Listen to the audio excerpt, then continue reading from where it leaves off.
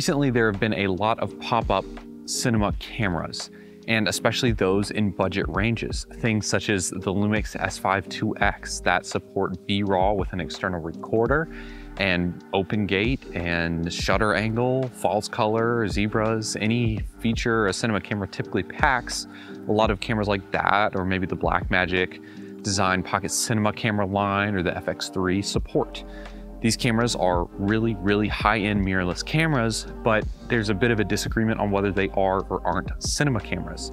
Even cameras like the Blackmagic Pixis, which are technically classified as a cinema box-style camera, still are up for debate, including cameras like the FX6, which almost sit squarely in the line of cinema cameras, but miss out on just a few things that make them not quite up there with companies such as Red or Ari or Sony's Cine Alta line, which is very much in the cinema camera category.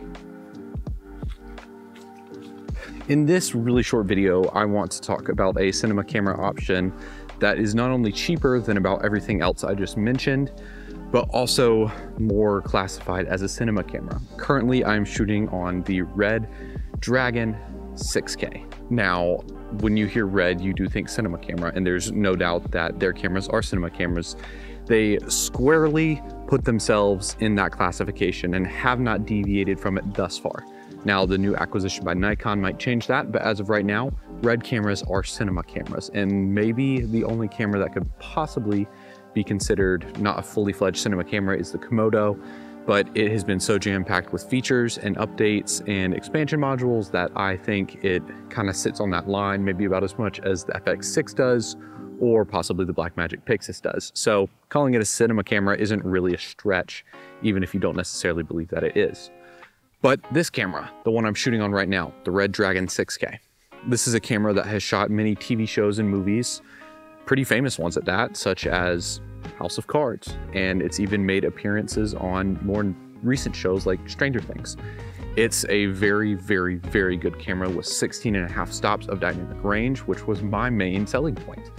The Sony FX3 is rated at 15 stops, so is the FX6, but with more testing done by third parties and not Sony themselves, it's really more like 13 to 13.5 on average, depending on the ISO and situation, but that's if your ISO is at its lower native at 800. And personally, to me, getting only 13 stops out of a camera that, you know, says it's at 15, I just can't trust a camera company like that. Sony has proven again and again that making little mistakes on their cameras can brick their cameras and destroy them. You'll have to send them in for Sony for repair, or their marketing, you know, points turn out not really to be true. And that kind of sucks, which is why I've never really been a big Sony user.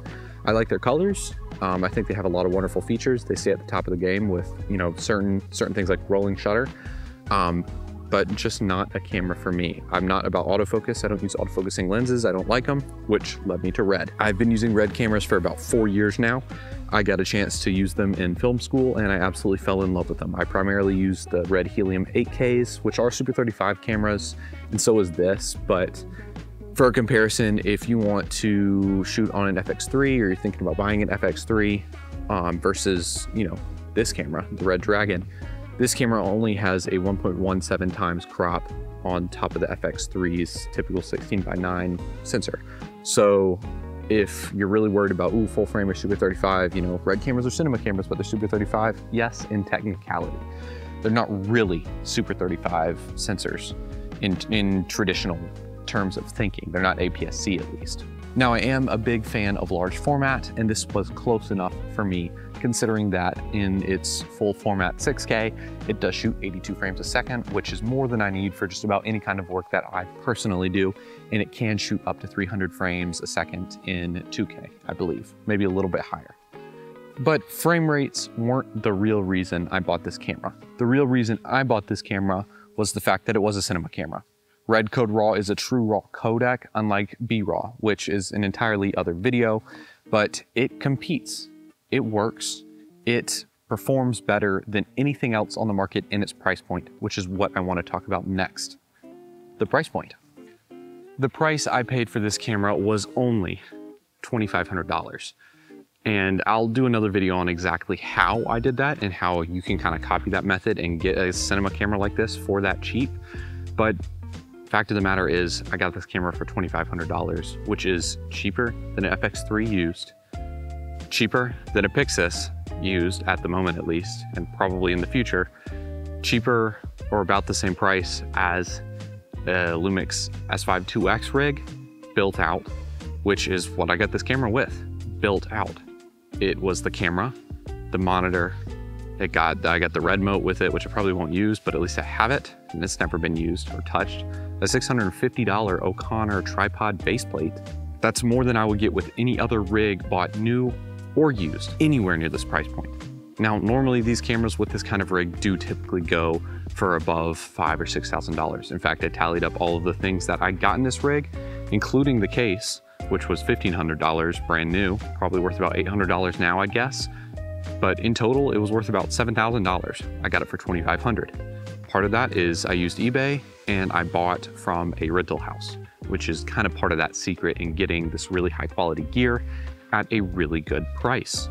But the fact of the matter is, if you're patient and you're willing and you like looking on the internet for good camera deals, which I think most of us do, you can find really, really, really good camera deals for really, really, really good cameras. Now, Red does say that this camera has 16.5 stops, which is something I touched on earlier.